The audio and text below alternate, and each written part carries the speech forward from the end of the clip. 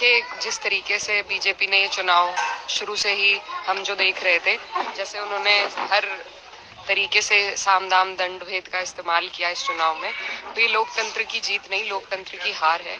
BJP भले जीती हो, लेकिन हमारे देश के लोकतंत्र पे ये गहरा प्रहार है और इस तरीके से तो चुनाव करने की आवश्यकता ही नहीं है।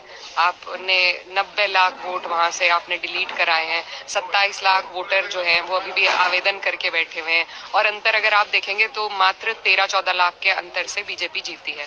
तो इस हिसाब से कुछ लोगों को जो आपके पक्ष में वोट नहीं करते, उनके नाम कटवा दिए जाएं, उन्हें फिर कोर्ट कचहरी कराया जाए और एक करवा दें, फिर तो आप कोई भी स्टेट नहीं हारेंगे, सारी स्टेट्स जीतेंगे, तो इसको जीत नहीं कहेंगे। इस तरीके से तो इसको लूट कहा जाएगा। रही बात इसके असरात की जो 27 पे हैं, तो अगर यही हथकंडे भाजपा को इस्तेमाल करने हैं तो उनके लिए हमें सावधान रहना पड़ेगा। लेकिन पहले भी जब पिछले 21 में जब चुनाव हुआ था बंगाल में, तो देखिए हर स्टेट का अलग एक समीकरण होता है, अलग एक नजरिया होता है। हमारे यहाँ 10 साल से भाजपा की सरकार है, एंटी इनकम्बेंसी है, कोई काम ऐसा नहीं है जो हमारी जनता के हित में इस सरकार ने किया हो। तो तमाम चीजें हर स्टेट की अलग रूपरेखा होती है। हमारी स्टेट में बदलाव चाहिए। लोग चाहते हैं कि ये जो सरकार है, जो निकम्मी सरकार है, इसको बदलें और हमें उम्मीद है कि जिस तरीके से हमें जन समर्थन 2024 में पीडीए के माध्यम से मिला था, तो आगे भी पीडीए मजबूती से रहेगा और 27 में हमें उम्मीद है कि अगर भाजपा अपने इसी तरीके के रवैये पे ना रहे, फेयर इलेक्शन हो, तो हम इंशाल्लाह जरूर जीतेंगे। मैम, पिछले कुछ दिनों से रिलीजियस पोलराइजेशन हो रहा है, इसको आप कैसे देखती हैं और क्या आपको नहीं लगता कि इस तरह का पोलराइजेशन भारत के संविधान के लिए, भारत की राजनीति के लिए अच्छा नहीं है और इसको राजनीतिक पार्टियों को आगे बढ़कर एक सीमा तय कर देनी चाहिए? जी बिल्कुल, लेकिन इतनी बड़ी जिम्मेदारी उन लोगों के सर हम छोड़ दें जिनकी सत्ता ही इससे चल रही है, तो वहां से तो हमारा इसमें समाधान नहीं निकलेगा।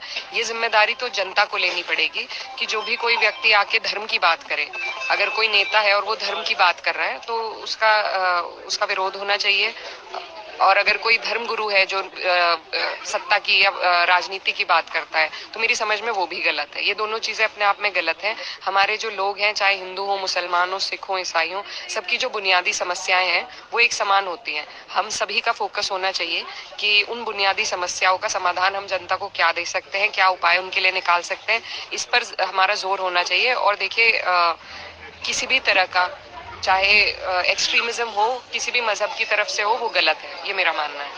मैम, अभी नारी शक्ति वंदन अधिनियम 2026 लोकसभा में गिर गया। मेरा बेसिक सवाल ये है कि 2023 में जो महिला आरक्षण बिल था और 2026 का जो नारी शक्ति वंदन अधिनियम है, इसमें बेसिक क्या डिफरेंस हुआ है कि वो 23 में पास हो गया या ये गिर गया? देखिए 2023 में जो बिल पास हुआ उसका नाम था नारी शक्ति वंदन अधिनियम और उसमें ये लिखा गया था कि 33% आरक्षण महिलाओं को मिलेगा, जो सर्वसहमति से, पूरे सदन की सहमति से वो पास हुआ था। विपक्ष ने उसका साथ दिया था। अब ये जब जो बिल पास है उसको दोबारा सिर्फ इसलिए लाए क्योंकि बिल पास है, उसकी आड़ में ये परिसीमन करना चाहते थे, जैसे इन्होंने असम में किया। असम के मुख्यमंत्री ने खुद कहा कि मुसलमान सिर्फ 22 जीत पाएंगे।